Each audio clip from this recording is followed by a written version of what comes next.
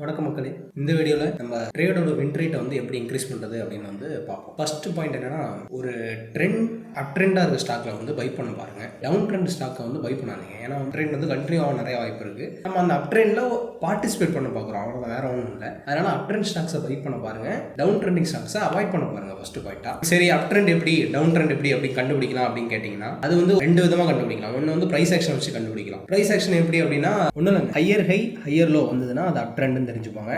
இதே lower high lower லோன்னு வந்துருச்சுன்னா அது வந்து டவுன் ட்ரெண்ட் தெரிஞ்சுப்பாங்க. இல்லை எனக்கு ப்ரைஸ் ஆக்ஷன் வேணாம், நான் நார்மலாக பார்த்தா எனக்கு தெரியணும் அப் ட்ரெண்டா டவுன் ட்ரெண்டா அப்படின்னு கேட்டிங்கன்னா, சிம்பிளாக என்னன்னா, ஒரு 200 டே மூவிங் ஆவரேஜில் 200 டே செட் பண்ணி வச்சுக்கோங்க. செட் பண்ணிட்டீங்கனாலே உங்களுக்கு தெரியும், அதுக்கு மேலே இருந்தால் ஸ்டாக் வந்து அப் ட்ரெண்டில் இருக்குது, அதுக்கு கீழே இருந்தால் ஸ்டாக் வந்து டவுன் ட்ரெண்டில் இருக்குன்னு உங்களுக்கு ஈஸியாக தெரிஞ்சிடும். ஸோ இப்போ நான் இந்த சார்ட்டை பாருங்கள். இப்போ இந்த சார்ட்டில் வந்து இந்த ஸ்டாக்கை பார்த்தாலே தெரியுது இது டவுன் ட்ரெண்டில் இருக்குது, இந்த ஸ்டாக்கை அவாய்ட் பண்ணிடணும். இப்போ இதே மாதிரி இன்னொரு ஸ்டாக் காட்டுறேன், இதை பாருங்கள். இது நல்ல அப் ட்ரெண்டில் இருக்குது, 200 EMAக்கு மேலே இருக்குது, அழகாக நல்லா இருக்குது. இப்போ நீங்களே யோசிச்சு பாருங்கள், இந்த ஸ்டாக்கை வாங்குவீங்களா இல்லை இந்த ஸ்டாக்கை வாங்குவீங்களா? எதில் வின் ரேட் அதிகமாகும் நீங்களே யோசிச்சு பாருங்கள். உங்களுக்கே தெரியும், அப் ட்ரெண்டில் வாங்கினா நம்மளோட ப்ராபபிலிட்டி அதிகம், அதனால தான் அப் ட்ரெண்டில் வாங்க சொல்கிறேன். ஓகே, அடுத்த பாயிண்ட் வந்து ஒரு ஏரியா ஆஃப் வேல்யூவில் வந்து என்டர் ஆகாதீங்க. ஏரியா ஆஃப் வேல்யூ அப்படின்னா என்ன சொல்கிறேன்னா, ஒன்றும் இல்லை, சப்போர்ட் அண்ட் ரெசிஸ்டன்ஸ் தான் சொல்கிறேன். இந்த சப்போர்ட் அண்ட் ரெசிஸ்டன்ஸே நிறைய பேர் வந்து கன்ஃபியூஸ் பண்ணுவாங்க. எப்படின்னா சப்ளை அண்ட் டிமாண்ட் அப்படிங்குவாங்க. அதை எனக்கு கேட்டாலே எனக்கு அது ஒரு மாதிரி கடுப்பாக தான் ஆகும். ஏன்னா வந்து ஏன் போட்டு குழப்பிக்கிட்டே இருக்க பார்க்குறீங்க? சப்ளை அண்ட் டிமாண்ட்னா என்ன? சப்போர்ட் அண்ட் ரெசிஸ்டன்ஸ் தானே. சப்போர்ட் அண்ட் ரெசிஸ்டன்ஸே சொல்லிட்டு போங்களேன். இதுக்கு பருத்தி மூட்டை பேசாமல் குடோன்லேயே இருக்கலாமே. ஏன் போட்டு சப்ளை அண்ட் டிமாண்டு இன்னும் எதை தான் சொல்கிறாங்க? அதெல்லாம் தேவையில்லாத விஷயம். அது சாதாரண சப்போர்ட் அண்ட் ரெசிஸ்டன்ஸ் தான். இது ஏன் ஏரியா வேல்யூ நான் சொல்கிறேன்னா, சப்போர்ட் அண்ட் ரெசிஸ்டன்ஸை லைனாக நிறைய பேர் கன்சிடர் பண்ணுவாங்க. அதுமாரி கன்சிடர் பண்ணாதீங்க. அது வந்து ஒரு ஏரியா. அது வந்து ஏன் ஏரியானா, அந்த லைனாக வரைஞ்சோம்னா அது வந்து அந்த பாயிண்டில் கரெக்டான அந்த ருப்பி கணக்கில் கூட அது வந்து அந்த இடத்துல வரும்னு சில பேர் எடுத்துப்பாங்க. அது தப்பாகும்ல.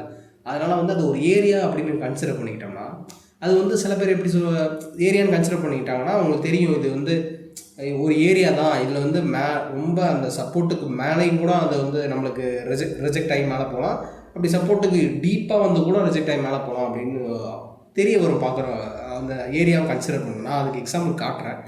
இப்படி வரையும், இப்படி வந்து சப்போர்ட்டாக வரைஞ்சிட்டேன். ஓகே, இப்போ வந்து அடுத்த கேண்டில் என்ன நடக்குதுன்னு பார்ப்போம். இப்போ பாருங்கள், கீழே வருது. நான் வந்து ஏதாவது ஒரு ரிஜெக்ஷன் இந்த சப்போர்ட்டுக்கு வந்தால் என்ட்ரி ஆகலாம் அப்படின்னு பார்க்குறேன். பார்ப்போம். இப்போ வந்து ரிஜெக்ஷன் வந்திருக்கு, ஆனால் வந்து இது நான் என் சப்போர்ட் இங்கே இருக்குது, ஆனால் ரிஜெக்ஷன் வந்து மேலே வந்திருக்கு அப்படின்னு நான் வெயிட் பண்ணியிருந்தேன்னா, இப்போ அடுத்து என்ன நடக்குதுன்னு பார்ப்போம். மார்க்கெட் மேலே போக ஆரம்பிச்சிருச்சு, கீழே வருது, மேலே போயிடுச்சு, நல்லாவே மேலே போயிடுச்சு மார்க்கெட்டு.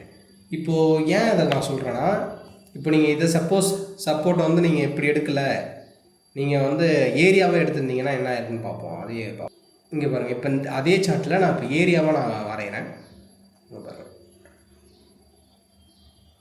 இதை வந்து நான் கீழே ஏரியாவை வச்சுட்டேன். ஓகே, இப்போ நான் ஏரியாவை ட்ரா பண்ணிவிட்டேன், சப்போர்ட்டேன்.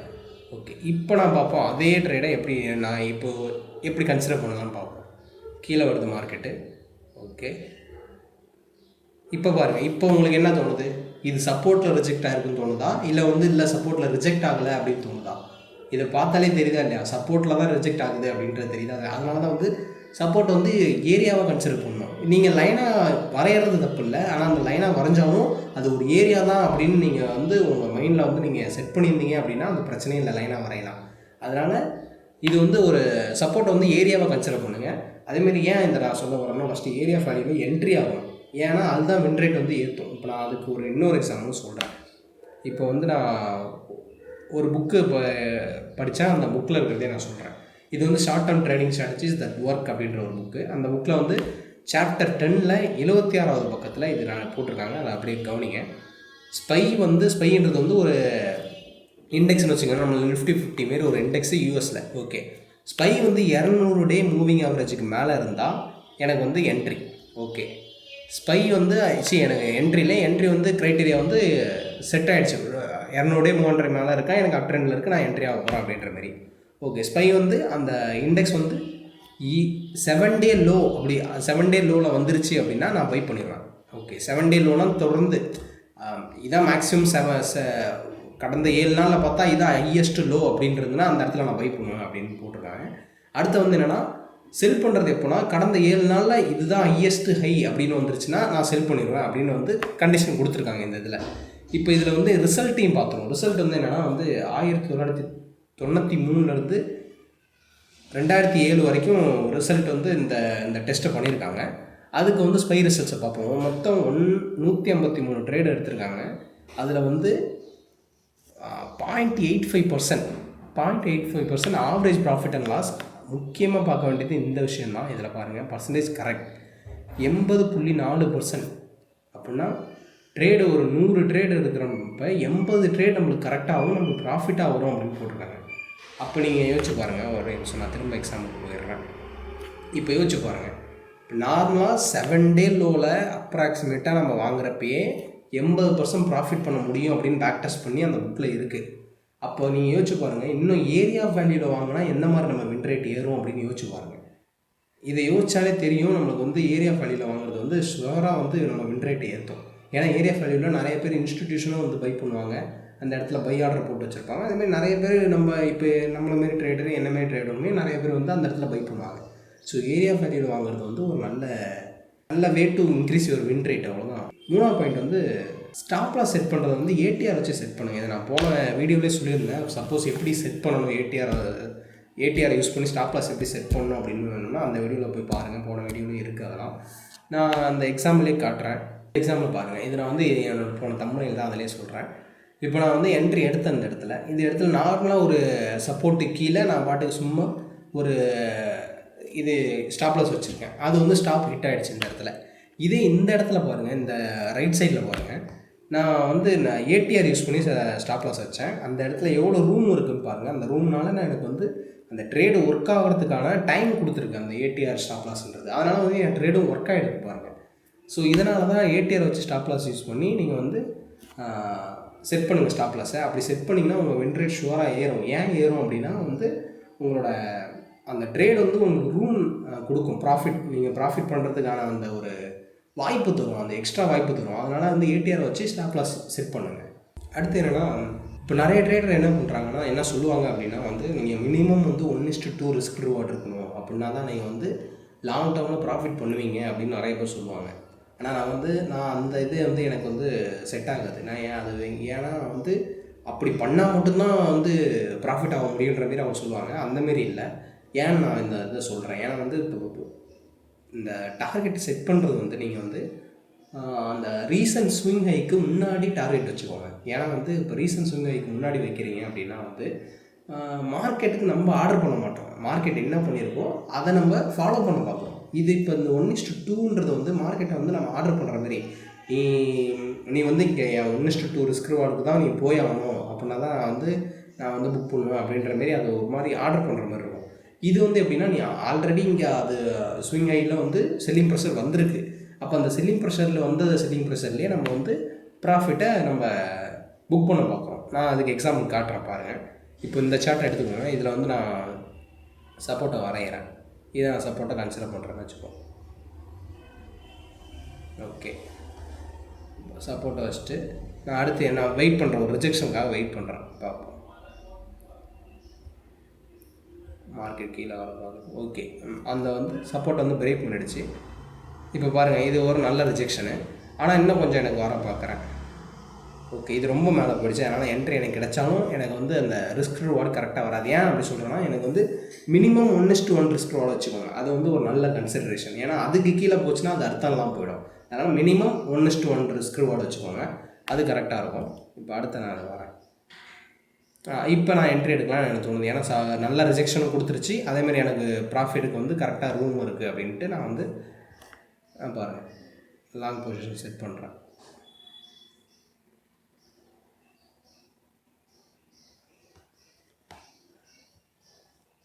ஓகே, நான் யூஸ்வலாக ஏடிஆர் வச்சு தான் ஸ்டாப் லாஸ் வைப்பேன். இந்த எக்ஸாம்பிளில் சும்மா சொல்கிறேன், இந்த இடத்துல வச்சுருப்போம் அப்படின்னு வந்து ஸ்டாப் லாஸ் வச்சுருப்போம் அப்படின்னு சும்மா செட் பண்ணிக்கிறேன். ஓகே, இப்போ என் ப்ராஃபிட் டார்கெட்டில் தான் இப்போ பிரச்சனை. இங்கே பாருங்கள், நான் வந்து இப்போ இது வந்து டார்கெட்டாக வைக்கிறேன். ஏன்னு கேட்டிங்கன்னா, இப்போ பாருங்கள், முன்ன மார்க்கெட் எங்கே வந்து ரிஜெக்ட் ஆகிருக்கு, இங்கே இருந்தால் ரிஜெக்ட் ஆகிருக்கு. அதனால் வந்து அந்த ஹைக்கு முன்னாடியே நம்ம ப்ராஃபிட் எடுத்துகிட்டு பார்க்குறோம். அதுதான் வந்து லாஜிக் இதில். இப்போ வந்து இதுவே வந்து நீங்கள் யோசிச்சு பாருங்கள். இப்போ இதுவே நான் வந்து இல்லை எனக்கு 1:2 தான் வேணும் அப்படின்ட்டு ஏற்றிட்டு போய் நான் 1:2 இங்கே வைக்கிறேன், சும்மா வச்சுப்போமே 1:2 வேணும் அப்படின்னா, இப்போ இது வந்து எப்படின்னா நான் 1:2 வந்தால் தான் நான் மார்க்கெட் எடுப்பேன் அப்படின்ற மாதிரி இது. இப்போ நீங்கள் யோசிச்சு பாருங்கள், இது ரெண்டில் எது வந்து வின் ரேட் அதிகம் நீங்களே யோசிச்சு பாருங்கள். ஏன்னா வந்து மார்க்கெட் வந்து ஆல்ரெடி ரிஜெக்ட் ஆகி ஒரு பிளேஸில் வந்து வந்திருக்கு, அதுக்கு முன்னாடியே நம்ம ப்ராஃபிட் எடுத்துகிட்டு போகிறது உங்கள் வின் ரேட்டை ஏற்றுமா, இல்லை வந்து மார்க்கெட்டை தாண்டி ஒரு நம்ம ஒரு 1:2 ஃபிக்ஸ் பண்ணுறது வந்து வின் ரேட் ஏற்றுமா, நீங்களே யோசிச்சு பாருங்கள், உங்களுக்கே ஆன்சர் தெரிய வரும். அடுத்து வந்து என்னென்னா, இன்னும் இது வந்து ரொம்ப முக்கியமான பாயிண்ட்டு. ஏன்னா வந்து எந்தெந்த ஸ்டாக்லாம் வந்து ஆல்ரெடி நல்லா பெர்ஃபார்ம் பண்ணிக்கிட்டு இருக்கோ அதில் ட்ரேட் பண்ணுங்கள். ஏன் அப்படி சொல்கிறேன்னா, ஆல்ரெடி அதை வந்து ஒரு ஸ்டடியே பண்ணியிருக்காங்க. இதை எந்தெந்த ஸ்டாக்லாம் வந்து இப்போ பாஸ்ட்டில் நல்லா பெர்ஃபார்ம் பண்ணியிருக்கோ அதெல்லாம் வந்து அந்த நியர் ஃப்யூச்சரில் வந்து நல்லா பெர்ஃபார்ம் பண்ணுறதுக்கான வாய்ப்பு அதிகமாக இருக்குது அப்படின்றது வந்து ஒரு ஸ்டடி பண்ணியிருக்காங்க. அந்த ஸ்டடி வந்து நான் தேடி பார்த்தா பிடிக்க எனக்கு கிடைக்கல, இருந்தாலும் அதுக்கப்புறம் வர வீடியோவில் நான் அதை ஷோ பண்ண பார்க்குறேன். ஓகே, இந்த ஸ்டடியிலேருந்து நம்ம என்ன கற்றுக்கலாம்னா வந்து ஸ்ட்ரென்த்து எதில் அதிகமாக இருக்கோ, எந்த ஸ்டாக்கில் அதிகமாக இருக்கோ அந்த ஸ்டாக்கில் தான் நம்ம பை பண்ணணும். ஸ்ட்ரென்த்னால் நம்ம எப்படி அந்த டிஃபைன் பண்ணுறது அப்படின்னு கேட்டிங்கன்னா, ஒன்றும் இல்லை, ரேட் ஆஃப் சேஞ்சுன்னு ஒரு இண்டிகேட்டர் இருக்குது. அந்த ரேட் ஆஃப் சேஞ்ச் இண்டிகேட்டரில் பேராமீட்டர் போயிட்டு 250 வச்சுக்கோங்க. 250 பேராமீட்டர் வச்சுக்கிட்டிங்கன்னா ஒன்றும் இல்லை, 250ன்றது வந்து 250 டேன்றது வந்து ஒரு இயரை குறிக்கும். ஸோ ஆர்ஓசின்றது வந்து ஒன்றும் இல்லைங்க. இப்போ நீங்கள் இந்த ஸ்டாக்கில் அந்த ஆர்எஸ்சி வேல்யூ என்ன சொல்லும் அப்படின்னா வந்து, இப்போது நீங்கள் இந்த ஸ்டாக்கில் இன்வெஸ்ட் பண்ணுறீங்க அப்படின்னா ஆர்எஸ்சி வேல்யூ அப்புறம் 100 காட்டுதுன்னு வச்சுக்கலாம். நீங்கள் ஏதோ ஒரு ஸ்டாக் பார்க்குறீங்க, அதுக்கு 100 காட்டுதுன்னு வச்சுக்கோங்க. இப்போ அதுக்கு என்ன அர்த்தம்னா, இந்த ஸ்டாக்கில் நீங்கள் வந்து இப்போ நீங்கள் 1 வருஷம் முன்னாடி நீங்கள் வந்து என்ட்ரி எடுத்து நீங்கள் வந்து உங்கள் இன்வெஸ்ட் பண்ணியிருக்கீங்க அப்படின்னா வந்து உங்களுக்கு 100% ரிட்டர்ன் கொடுத்துருக்கோம் இந்த ஸ்டாக்கு இப்போது அப்படின்றது தான் அதுக்கான அர்த்தம். இதுலேருந்து இப்போ நம்ம என்ன எடுத்துக்கலாம் அப்படின்னா வந்து, உங்களுக்கு செட்டப் வந்து ஒரு 20 ட்ரேடு கிடைக்குதுன்னு வச்சுக்கோங்க. அந்த 20 ட்ரேடில் நீங்கள் 10 ட்ரேட் தான் எடுக்க போகிறீங்க அப்படின்னா, அப்போ ஆர்ஓசியை வச்சு நீங்கள் வந்து ஸ்டாக்கை ஃபில்ட்ரு பண்ணுங்கள். எந்த ஸ்டாக்குக்கு ஆர்ஓசி வந்து அதிகமாக இருக்குது, ரேட் ஆஃப் சேஞ்ச் அதிகமாக இருக்குன்னு பாருங்கள், அந்த ஸ்டாக்குக்கு ஃபஸ்ட்டு ப்ரிஃபரன்ஸ் கொடுங்க. அந்த அதிகமாக இருக்க 10 ஸ்டாக்குக்கு மட்டும் என்ட்ரி ஆகுங்க. இது வந்து ஒரு வின் ரேட் செம்மையாக ஏற்றுவோம் உங்களுக்கு. ஏன்னா வந்து நம்ம ஸ்ட்ரென்த்தான ஸ்டாக்கில் என்ட்ராக பார்க்குறோம், நம்ம பெர்ஃபார்மன்ஸ் ஸ்ட்ராங்காக பண்ணிகிட்டு இருக்க ஸ்டாக்கில் என்ட்ராக பார்க்குறோம். அதனால் வந்து நல்ல வின் ரேட் எதுக்கு கொடுக்கும் நமக்கு. இந்த 5 ஸ்டெப்பையும் நீங்கள் ஷுவராக ஃபாலோ பண்ணுங்கள், உங்களுக்கு நல்ல வின் ரேட் வரும். ஸோ அவ்வளோதான் கைஸ் இந்த வீடியோ.